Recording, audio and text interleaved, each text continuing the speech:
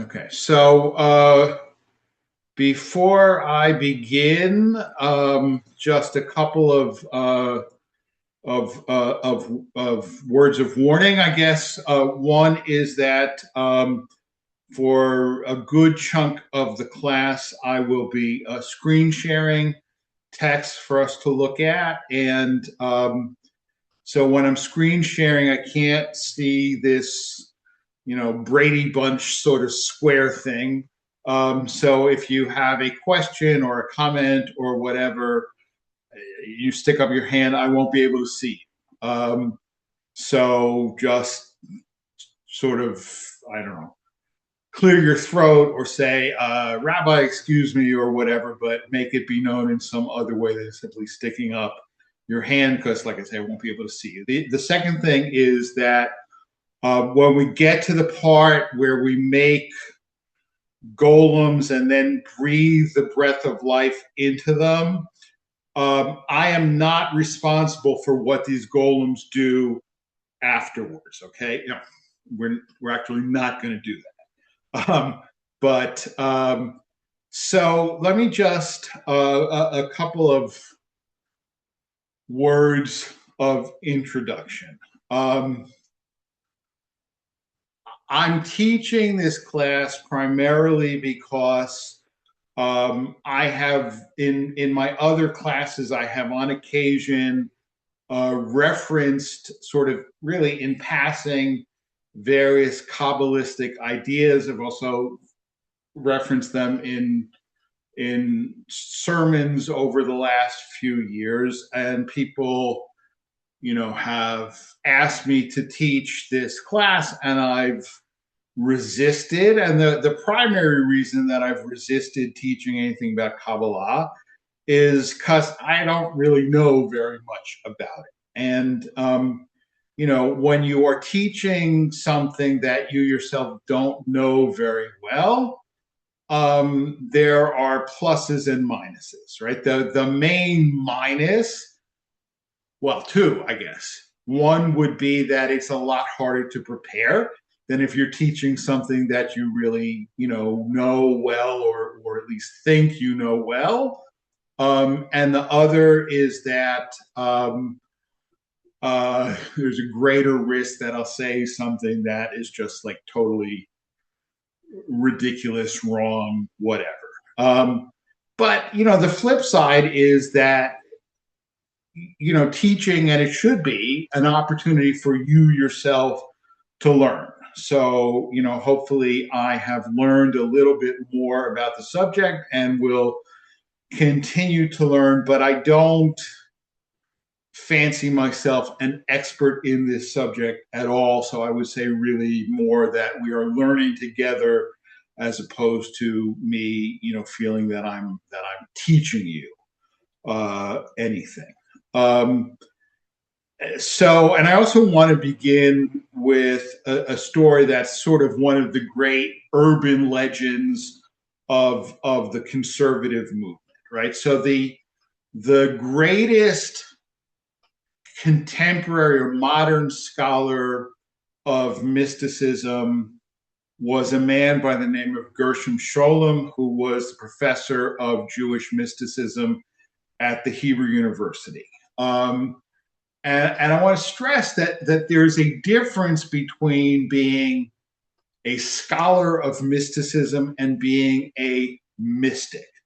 I mean, most of the contemporary people who are professors of mysticism or of Kabbalah at universities are not themselves like practitioners of Kabbalah. They're mostly not observant Jews. And therefore, like when, a few of us went to the study day that a couple of weeks ago, sponsored by the Haberman Institute, where the teacher was Dr. Daniel Matt, and he's unusual in this regard in that he's an academic scholar of Kabbalah and also an observant Jew. But Sholem was not an observant Jew by any stretch of the imagination, but he wrote a lot about Kabbalah, and his sort of magnum opus, which until recently was considered sort of like the book about the history of Kabbalah. It's called Major Trends in Jewish Mysticism. Anyway, Sholem was invited to give a lecture at the Jewish Theological Seminary in New York, which was certainly at the time, perhaps less so now, but certainly at the time, really a bastion of rationalism, and not a lot of room for mysticism. And his lecture was introduced by Professor Shaul Lieberman, who is the greatest Talmud scholar really of the age. And they had actually known each other in Jerusalem. Lieberman had taught at the Hebrew University before coming to New York to teach at JTS. And the urban legend is that Lieberman introduced Sholem's lecture more or less in the following words. He said, Kabbalah, as everyone knows, is nonsense. However, the history of nonsense is an important science. And I think, that's really the attitude that, most certainly non-Orthodox rabbis have had, until quite recently. And I would say the attitude that I had until quite recently, which is not to deny the fact that there are important Kabbalistic ideas that are part of mainstream Judaism and are very important and very, I think, significant and worth sort of emulating. But there's also been a real taboo, even in traditional Judaism, against Kabbalah, unless you are really at the highest level, both in terms of like Jewish knowledge and in terms of observance. I mean, traditionally, you were not supposed to study Kabbalah unless you were married and had attained at least 40 years of age. Which is something that was not always observed, because one of the greatest innovators of Kabbalah, Rabbi Isaac Luria, the Arizal, did not live to be age 40. Even so, obviously, he was studying and teaching, before he reached age 40. But there is a sense that this is like not stuff to be fooled around with. And so I want us to look, first of all, at one other thing. Kabbalah, right? We talk about Kabbalah, right? And sometimes you see a book called like The Kabbalah or The Kabbalah and English translation or whatever. Kabbalah is not a book. I mean, there are many books, there are many works of Kabbalah. There is no book called The Kabbalah. I mean, the sort of the main. Sorry, if you see my camera going in and out, it's because like it's controlled by hand motions, and I'm from New York. I talk to my hand, and sometimes I accidentally make my camera do things I don't plan it to do. It's not a golem. It's actually, I don't know. I guess it's an AI chip in the camera. Could that be considered a golem? Maybe, I don't know. At any rate, I mean, the Zohar is the main book of Kabbalah, but there are many others. But the word Kabbalah means that which has been received. Okay, but it's kind of like the esoteric teachings of Judaism. But Kabbalah means that which has been received, and it's sometimes like particularly English speakers who visit Israel and know a little bit of Hebrew but not a lot can get confused, because you'll go to a store and you'll buy something and they'll give you a piece of paper, and at the top of that piece of paper it will say Kabbalah. Okay, they are not giving you Jewish mysticism on a little slip of paper. The word Kabbalah in modern Hebrew also means receipt.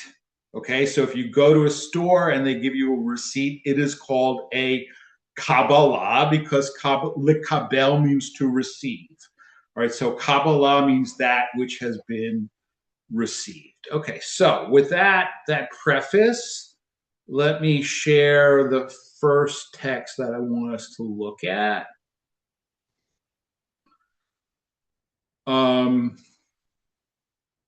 And this is actually a fairly well-known story from the Talmud, Masechet Chagigah, page 14b. So this is the story. The sages taught, four entered the orchard, the Pardes, i.e., dealt with the loftiest secrets of Torah. Okay, the word Pardes means orchard. It's actually a Persian loan word, and the word paradise is the same. It comes from the same root. It's Persian, but it's understood to be an acronym for four levels of Torah study: Pshat, Remez, Drash, Sod. Okay, Pshat means like the simple meaning or the plain contextual meaning of the text without sort of any attempt to, interpret it more deeply or more profoundly than its, kind of basic level. Remez means hint. In other words, it's teachings that are hinted at in the text, but not explicitly made plain. The Dalet stands for drash, right? You know the word drash, right? In other words, midrash. It's an interpretative understanding. So it's not anything that's sort of, outlandish, and it could be very traditional understanding, but it's not explicit in the text. It's a level of interpretation. And then sod means secret. Okay, so that is like the secret teachings that are not supposed to be accessible to most people because they risk, misusing them or having something bad happen to them. Okay, so four entered the Pardes, meaning they delved into, the highest level of mysticism, and they are as follows: Ben Azai, Ben Zoma, Acher, the other one, which is a name for Elisha ben Abuya, and Rabbi Akiva. Okay, it happens that in my Pirkei Avot class last week, we came across a statement attributed to Elisha ben Abuya. Very unusual because he is not quoted very much at all in the Mishnah, and usually when he is quoted, it's not by name. He's just called Acher. Acher means that other guy. Okay, and why is he called that other guy rather than being referred to by name? It's because he became a heretic. Okay, so and this is a well-known Jewish tradition. I mean, like Jesus is also referred to in the Talmud, but they never call him Jesus. They call him Oto Ha'ish, which means that man. Okay, and a more modern example, when David Ben Gurion was prime minister and Menachem Begin was the leader of the opposition, Ben Gurion would never refer to Begin by name.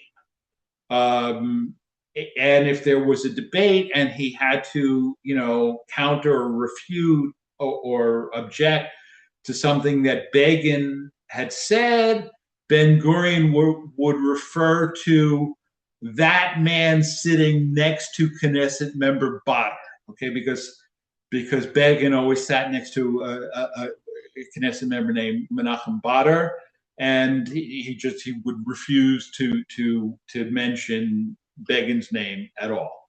All right. Yeah, Just, I don't know if you're planning on mentioning it, but one of the things that intrigued the rabbis to actually try to bring him back was because he was the youngest ordained judge in the Sanhedrin ever. So, Alicia Benabuya. so yeah. Yeah, I was not aware of that. No. Yeah.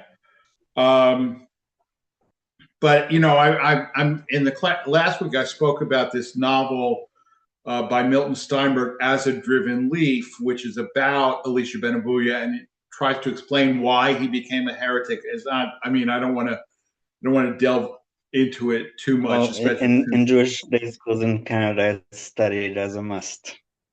yeah.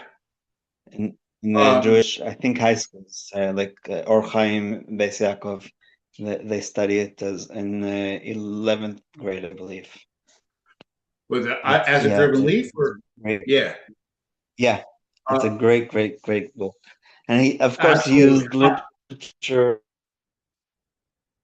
Yeah, no, it's great because it deals with the whole question of But I of think it's theology beautiful. of understanding, trying to understand why things happen the way they do. All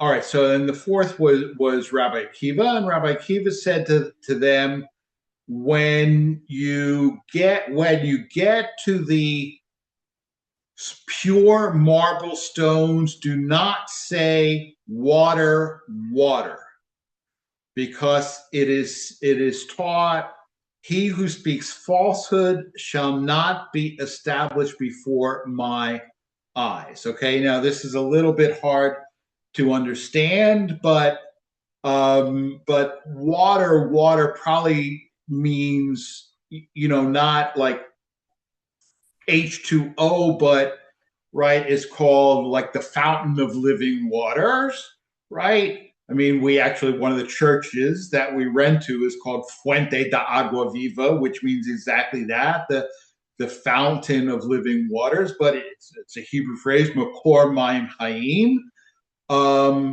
And it's generally, as I understand it, like a warning not to confuse the material with the spiritual. Okay, that there's the material world and the spiritual world, and they are separate and not to be confused. So when you see these stones while you're wandering around up, in the heavens, and you see these stones, don't say water, water, even though they look like water, because that you would be speaking a falsehood, and somebody who speaks a falsehood can't stand before God, because God, I mean, the last book of the late great Rabbi David Hartman was called "The God Who Hates Lies." Right? God loves truth and therefore hates lies. Okay, so now the Gemara goes on to tell us what happened to these four rabbis, these four sages who went into the Pardes, into the orchard. Ben Azai glimpsed the divine presence and died. Okay, and the scripture says, and this is also from Psalms, Yakar be'enei Adonai hamavta l'chasidav, precious is in the eyes of Adonai is the death of his pious ones. Okay, so Ben Azai saw, like, right, because I mean, God says to Moses, right, nobody can see my face and live, well, Ben Azai sought to see God's face, and he died. Benzoma hitzitz v'nifka. So Benzoma glimpsed the divine, and he went. It says he was harmed, meaning that he lost his mind. And this is so they applied to him another verse, this one from Proverbs, right? Have you found honey? Eat as much as is sufficient for you, lest you become full from it and vomit. In other words, don't overeat it. So the honey is divine wisdom, and he apparently like consumed too much of it, and he went mad. Acher chopped down the shoots, right? Meaning he became a heretic, and only Rabbi Akiva came out safely. Okay, so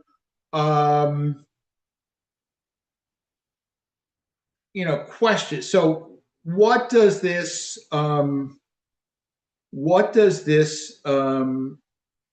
story what does this story seek to tell us?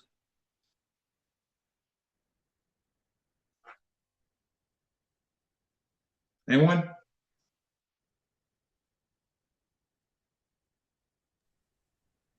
All right. I mean, I think it seeks to tell that this is right. This is dangerous stuff. It's not, it's not to be trifled with. It's not something that you deal with sort of casually, or or thoughtlessly. That this is actually stuff that can be quite dangerous. All right, so now I'm gonna go to, and this is all material from this book, which quite a few of us picked up at the study day a couple of weeks ago, called "The Essential Kabbalah: The Heart of Jewish Mysticism" by Daniel Matt. And this is really an anthology of Kabbalistic material that he chose and translated. It's not really like an academic translation. He skips a lot of stuff that would be kind of extraneous. It's more like a poetic slash artistic translation that's meant to convey, let's say, the essence of the teaching, and not something that you would use like in a in a college course in this stuff. Okay, so what I will do is tomorrow I'll probably have a link to this in my rabbi's message. If you want to download it, I just sort of scanned it with my phone and uploaded it. I mean, I don't want to distribute it too wide. I mean, I think it's covered by the fair use doctrine. I mean, I'm not scanning and distributing the whole book. So I think it's fair use, particularly since a lot of people already did buy the book, and I would encourage you to buy the book. But I figure if I sort of put the link out there, and it's a few pages at a time, I think that is fair use. I'm not a lawyer, but it seems to me that that's in the spirit of the fair use doctrine. Okay, so all this is the stuff that we're going to look at is really about creation and how the universe was created, what creation means, et cetera, et cetera. And I don't want to editorialize too much about it, because I really want people to have the opportunity to to draw out the meaning for themselves, rather than me sort of telling you what stuff means. because I'm not sure that I know any more than you do. I mean, if there's like a technical thing that I might know better than most of you, I'll certainly share it. But I'm not, I'm not planning to like read this stuff and then tell you what it means. I want you to tell me what it means, right? So God said, "Let there be light," and there was light. God saw how good the light was, and God separated the light from the darkness. Right. So this in italics is right is from the Torah from the beginning of the book of Genesis. Rabbi Isaac said the light created by God in the act of creation flared from one end of the universe to the other and was hidden away, reserved for the righteous in the world that is coming.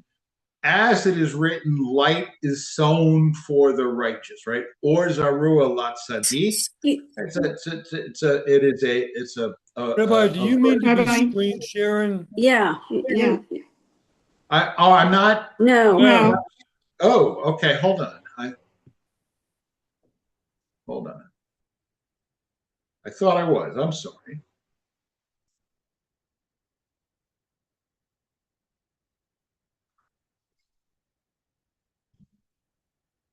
Working now?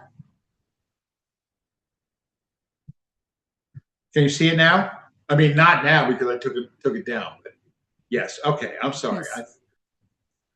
Sometimes the technology defeats me. All right. All right. So the light created by God in the act of creation flared from one end of the universe to the other and was hidden away, reserved for the righteous in the world that is coming. As it is written, light is sown for the righteous. Then the worlds will be fragrant and all will be one. But until the world that is coming arrives, it is stored and hidden away. Okay. So, like thoughts on what we just read, and just jump in because I want to keep this up, and as long as I keep it up, I can't see you all. So, anybody want to take a crack at what this paragraph that we just read means? Rabbi, I was wondering if when it says light, if it means wisdom. I think it means wisdom, but I think it means more than wisdom, right? I mean, we're talking about right light and darkness, and God separated the light from the darkness. Okay, and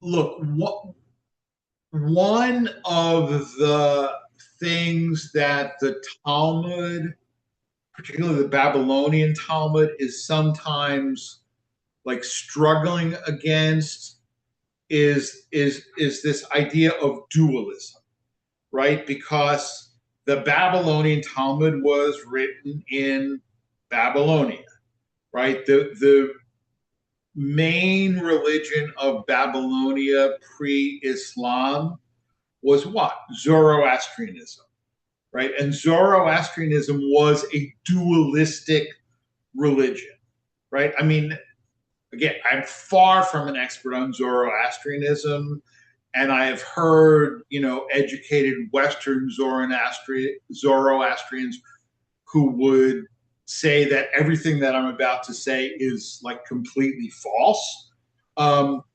But Zoroastrianism is a dualistic religion, and there is a god of light and a god of darkness. Okay, and there is a cosmic struggle between light and dark, between good and evil. But it's not only Zoroastrianism. I mean, it's one of the key ideas of the Dead Sea Scrolls, right? The war of the sons of light and against the sons of darkness. So I don't think it means, certainly I wouldn't say it meaning wisdom is excluded, but I don't think it means only wisdom. I think it means much, much more than that. My friend Remy Friedman wrote an article about 30 years ago explaining exactly what you just said about the dualism, that when Rabbi Akiva warned them, Mayim was the first thing that was a combination of two gases in the physical world, and therefore he was basically saying that the reason why Rabbi Akiva repeated the words is because he was afraid that they might go that way of that dualism that you just talked about. So right, and look, I mean, I think that dualism is very. I mean, it's almost a human tendency, right? I mean, if you look at, you know, the way certain Christians have this concept of Satan, right? I mean, look, I mean, there's Hasatan is in the Tanakh too, right? But the Christian, not the pure Christian, but the evangelical or whatever. It's a dualism, right? You've got God and you've got Satan, and there's this cosmic war between God and Satan is like a rival deity, and it's very much dualistic, right? And Isaiah, right, specifically says no, right? Because the phrase from Isaiah is, Oseh Shalom Uvore Ra, right?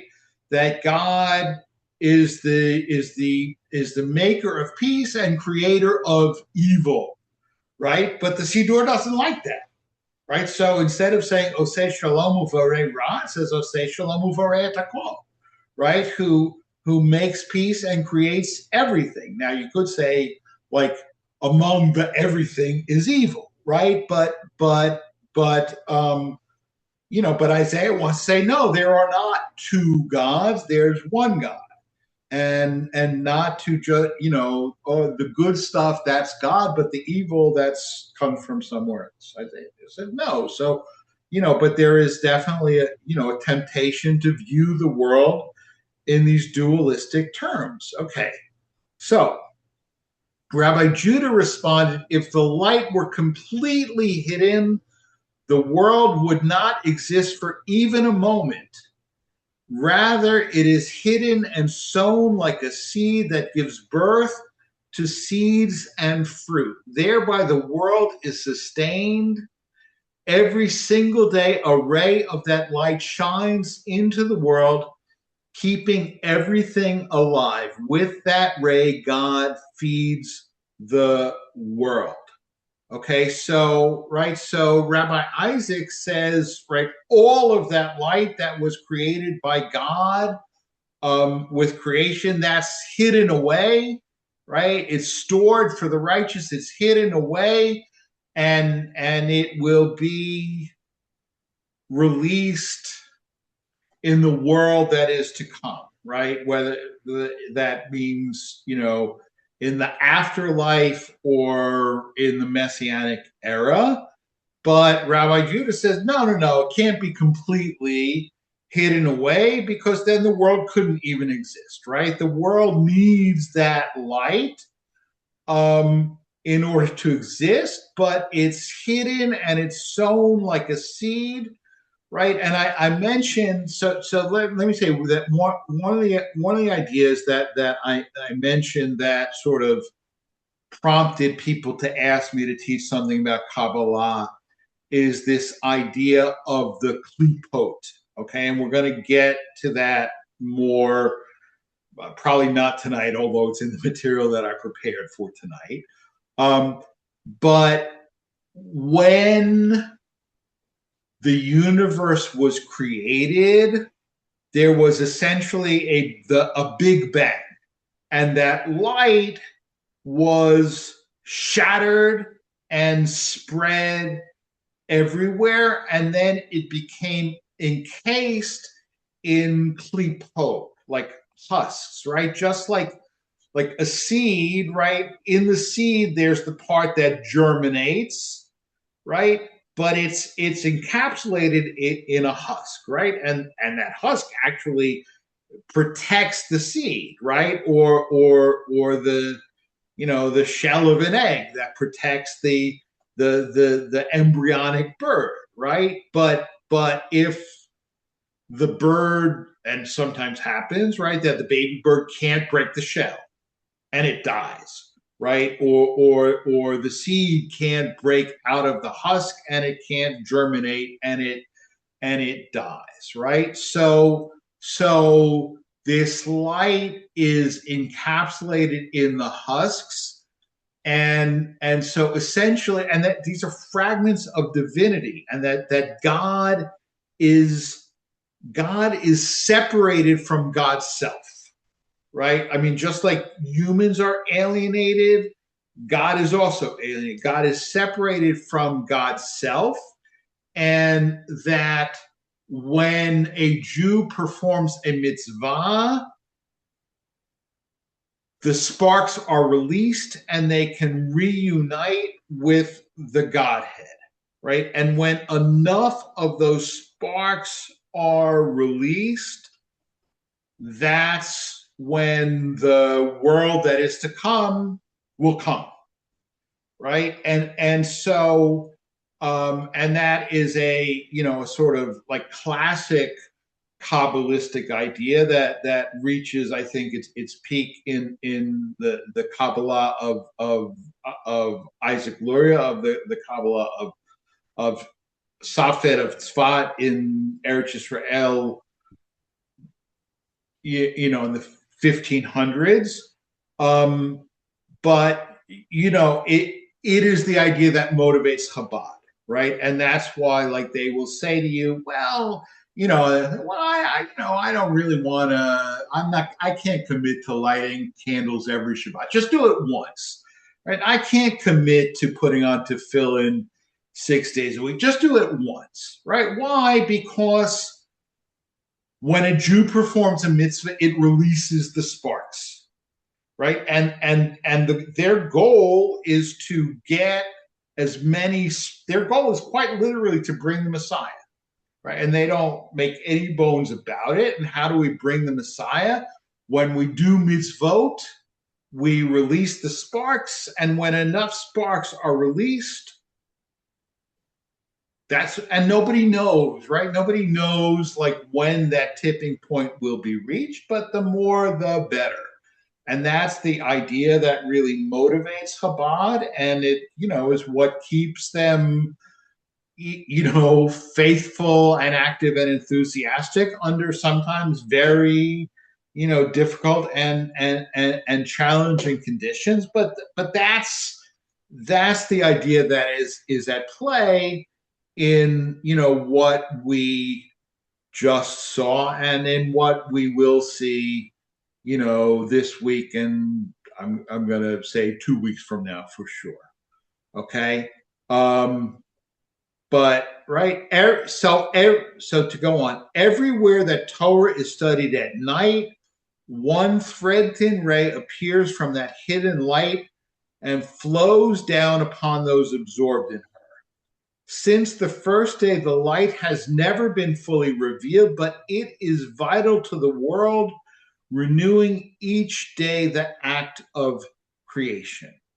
Right? So there's enough of that light to keep the world sustained, right? But it's not fully revealed. And right, each day creation is renewed, right? That's also in the liturgy, right? Hamechadesh b'chol yom b'tuvo ma'aseh bereshit, that God renews or repeats the act of creation every day. And the idea that light is not fully revealed, but it's present.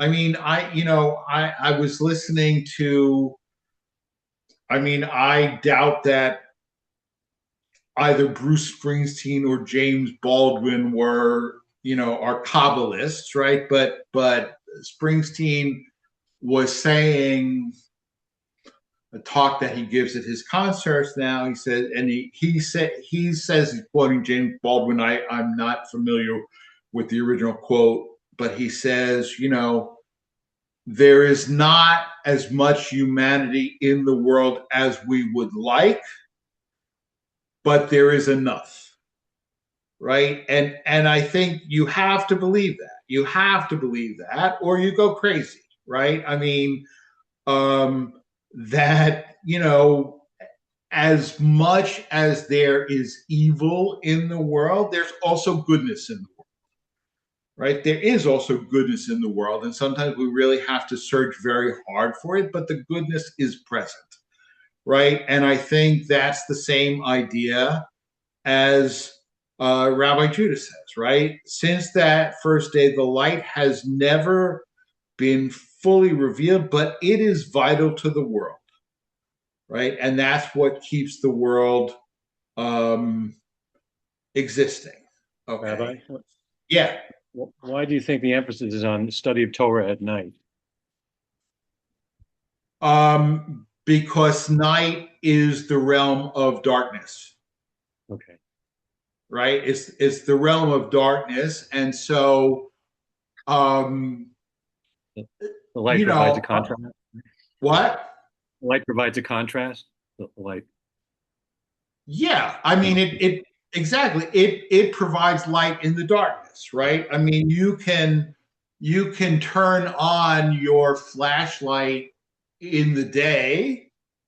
The light is still there, right? But it's not needed, right? It doesn't accomplish anything, right? It's just when you like light at night is what really accomplishes. And again, here I am not an expert, right? But it seems to me that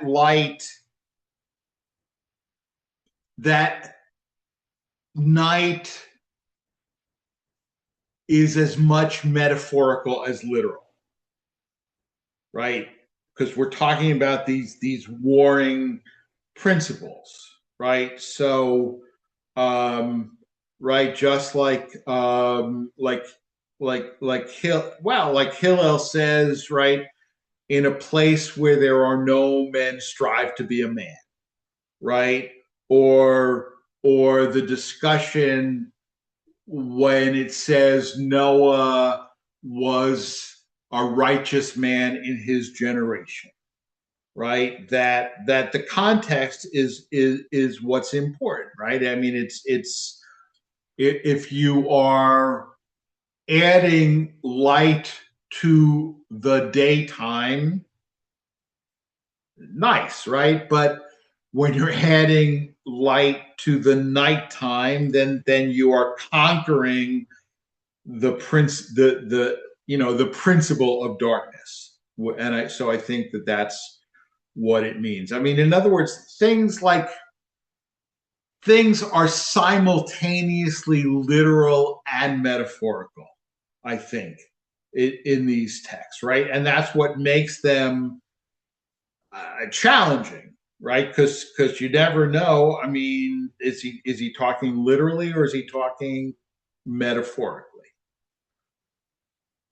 All right.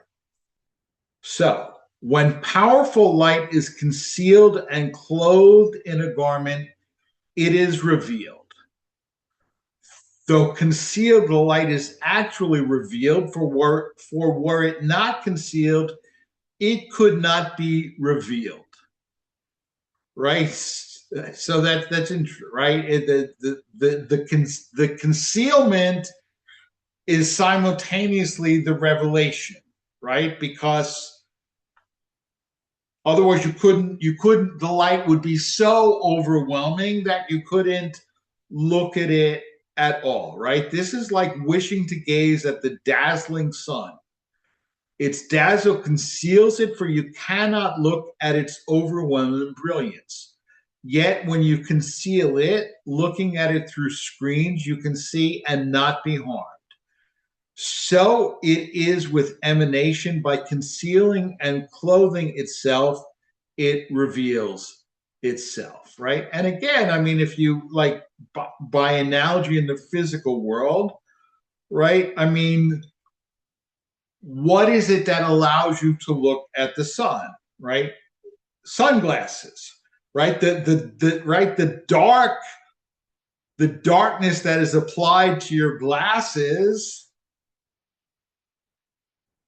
conceals and reveals, right? You can't look at the sun without sunglasses, right? And the darker the sunglasses, the longer you can look at the sun. I'm not talking about eclipses, right? Don't look at eclipse even, with sunglasses, right? But just regular sunny day, you can look up into the sky if you have sunglasses, but otherwise not, right? So it simultaneously conceals and reveals, right? And some of this stuff, like, it sounds like nonsense at first, but it's actually, when you find the analogies that work, it's actually not nonsensical, I think. Okay.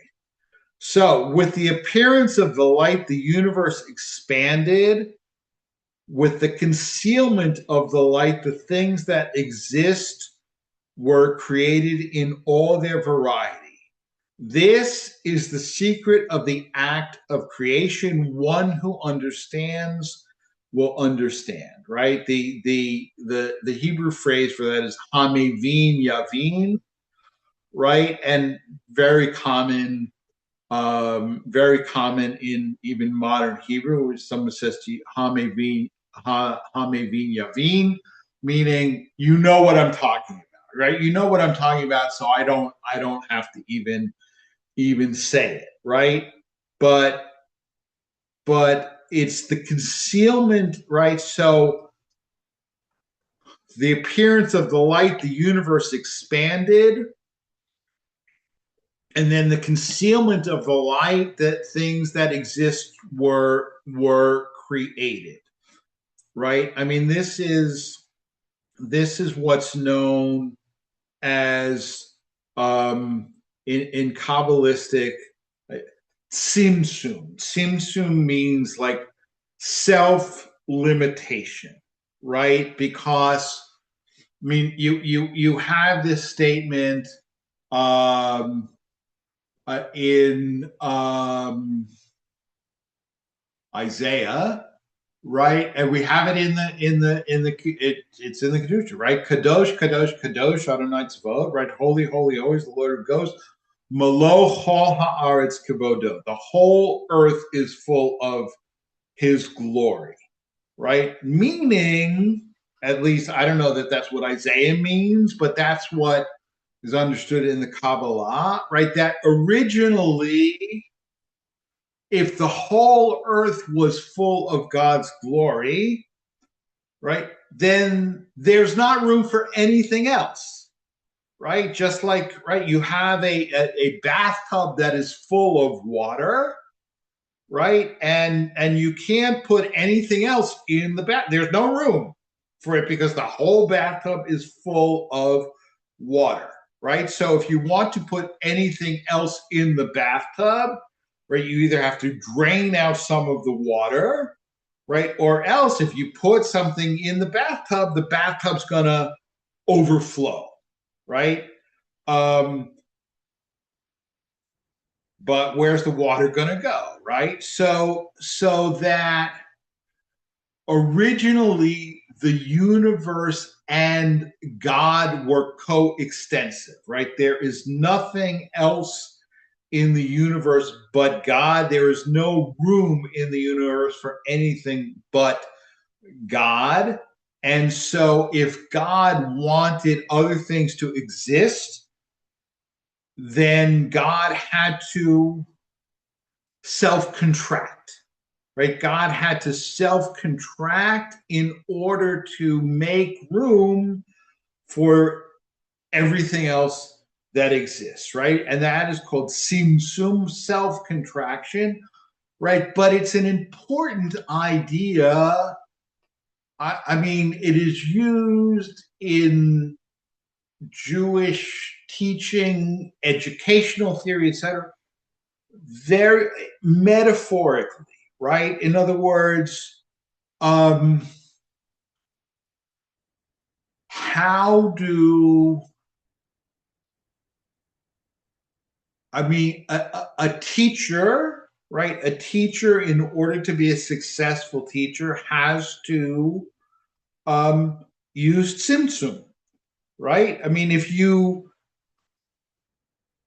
simply tell your students everything, they don't really learn. I mean, some do because some are good at memorization, right? But those students who learn by other than memorization cannot learn, right? If you do everything for them. And if you're a parent, right? The parental tendency, right? We want to do everything for our kids, right? But if we do everything for our kids, what happens?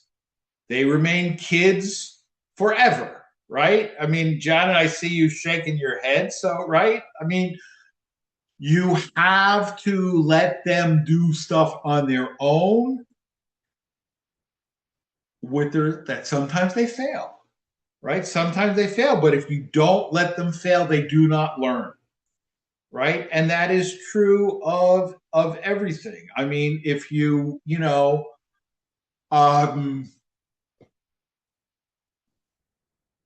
people other than me, other than the Hazan David, guess what? They make mistakes, right? They make mistakes. They do the wrong tune. They read Hebrew not completely accurately, right? But they're never going to learn how to do stuff if you don't let them do stuff, right? So that is also an act of sin, right? Not that, like, right? Not that parents are God, not that I'm God, right? But I think, I mean, I firmly believe that the relationship of God to humanity is analogous to the relationship of parents to their children, right? And that God, I'm sure, is constantly like looking down and saying, "Oh my God, what the hell are you people doing?" Right? This is not what I had in mind at all, right? No doubt about it, right? And if God is not doing that, then that's not a God that I'm interested in, frankly. Um, but at the same time, it's like that's how you learn. And God had to self-contract to make room for other stuff to exist as well. Okay. Go on a little bit more. All right.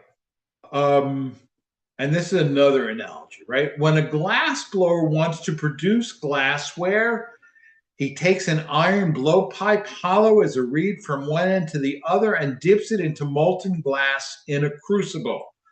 Then he places the end of the pipe in his mouth and the tip of the pipe in his mouth and blows, and his breath passes through the pipe to the molten glass attached to the other end. From the power of his blowing, the glass expands and turns into a vessel, large or small, long or wide, spherical or rectangular, whatever the artisan desires. Right? So God, great, mighty, and awesome, powerfully breathed out a breath, and cosmic space expanded to the boundary determined by divine wisdom until God said, enough. Right? So we talk, I mean, God, the breath of life. So how does that work? It's just like, in this analogy, God is like a glass blower. How did God create the world? Like a person taking a deep breath and holding it so that the small contains the large. Similarly, God contracted his light to a divine handbreath, and the world was left in darkness. In the darkness, God carved cliffs and hewed rocks to clear wondrous paths of wisdom, right? So God contracted, right? God contracted his light to a divine handbreadth, and the world was left in darkness. Okay. When I read that, right, to me, what is that? What does that sound like? I mean, I'm not going to say what it sounds like to me because I want to see, right, if anybody else gets the same thing as I get out of it, right? Well, so much of what we've been doing tonight is the creation story. I Right. mean, and it's beautiful, really.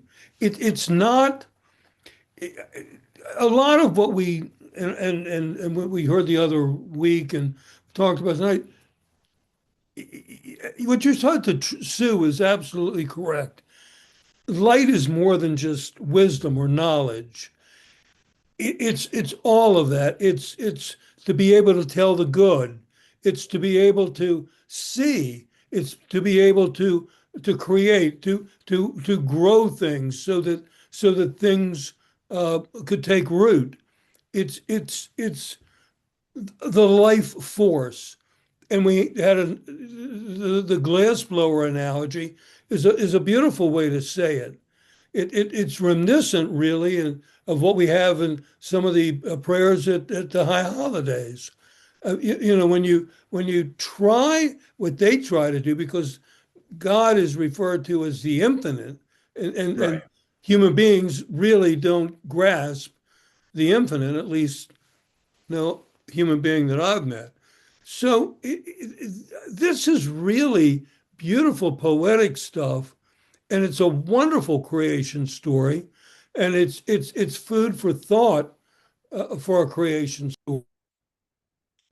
Yeah, but it is that, right? And the question is, how, I mean, again, I think all of this stuff is meant to be simultaneously literal and metaphorical, right? But specifically this last part, right?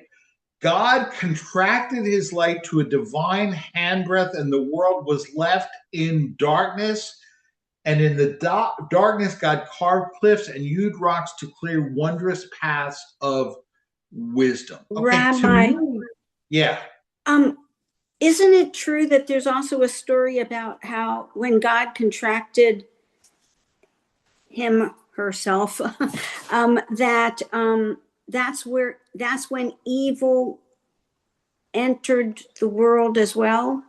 Or Yeah, I mean, we're going to get to that, right? Okay. That's the shattering of the vessels, right? I mean, right. When God contracts to make room for other stuff, right, it also makes room for evil, right? But that specific thing that God contracted his life to a divine, to me, that sounds like a black hole, right? A black hole, right, is when the light, right, the light collapses in, right, and you've got this, right, this darkness that is so thick and impenetrable, but tight, right? I mean, and again,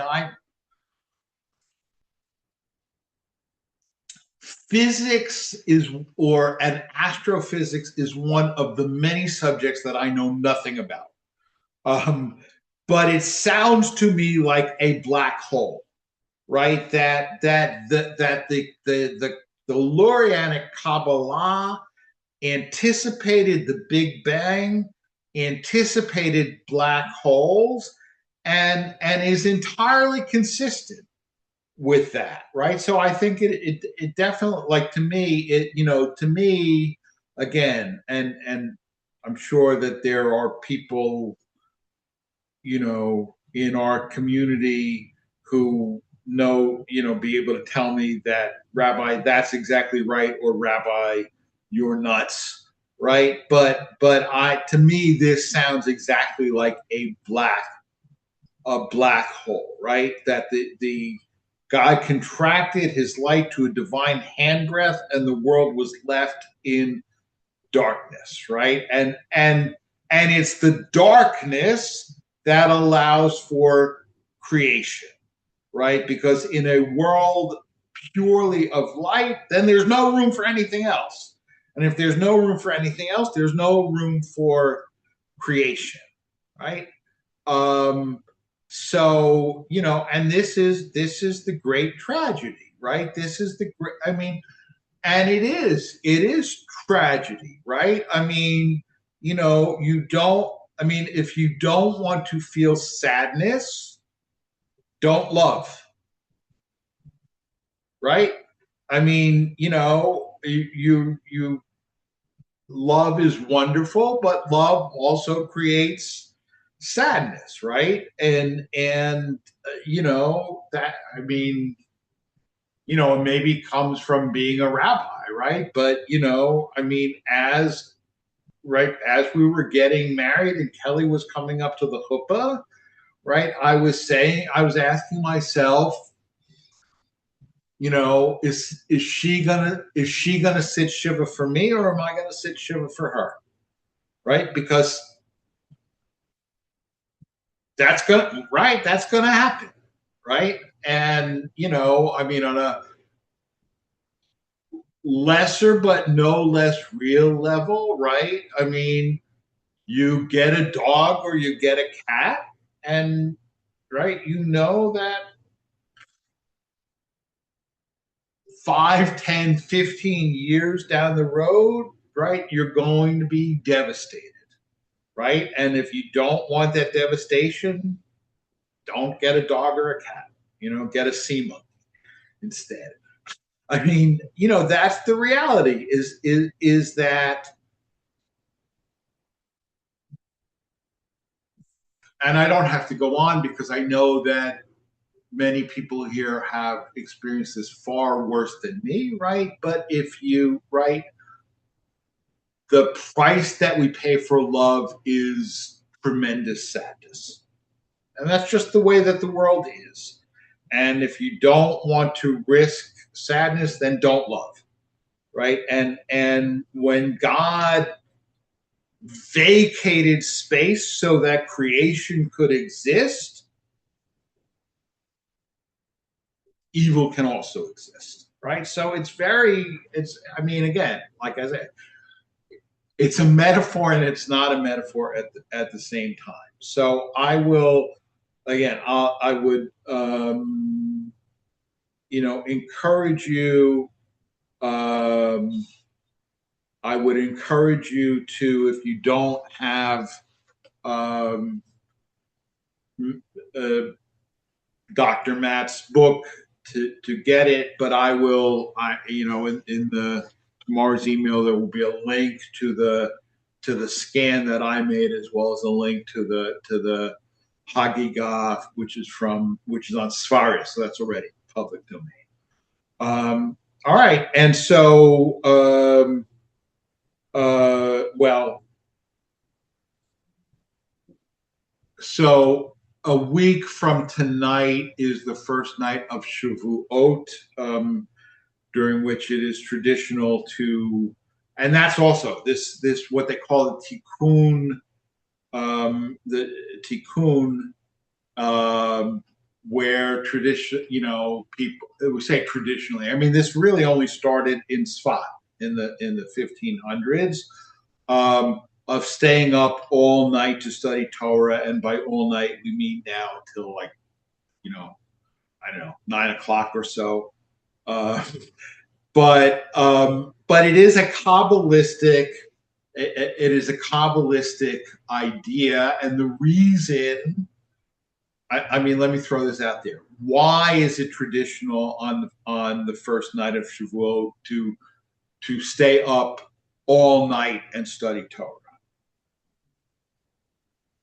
Well, wasn't that supposedly when Torah was given to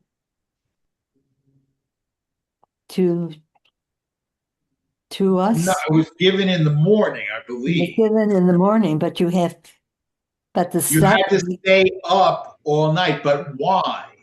Right. Why? So that people would not, so that people, men would not have a nocturnal emission and therefore be unfit to receive the Torah. That's the reason. The reason is, and it's a purely Kabbalistic idea, but the mystics of Tzfat wanted to create a ritual that would keep men up all night so that they would not have a nocturnal emission and therefore not be able to receive the Torah. It's the same reason that the Kohen Gadol was kept up all night before Yom Kippur, right? But yeah, so that's the origin of the tikkun. So we will not stay up all night. I mean, you're welcome to, but there's Kabbalistic stuff, and actually, Professor Matt mentioned a lot of this, at the study day, but we'll be looking at some of that about specifically about revelation, meaning like the literal revelation at Sinai. So we'll be looking at that, a week from tonight. Anyway, good night, folks. Thank you. Shabbat shalom. Well, I Good thank night. you for providing this Shabbat forum. shalom. It's a good opportunity for us to follow up on what we've learned up to this point. Yeah.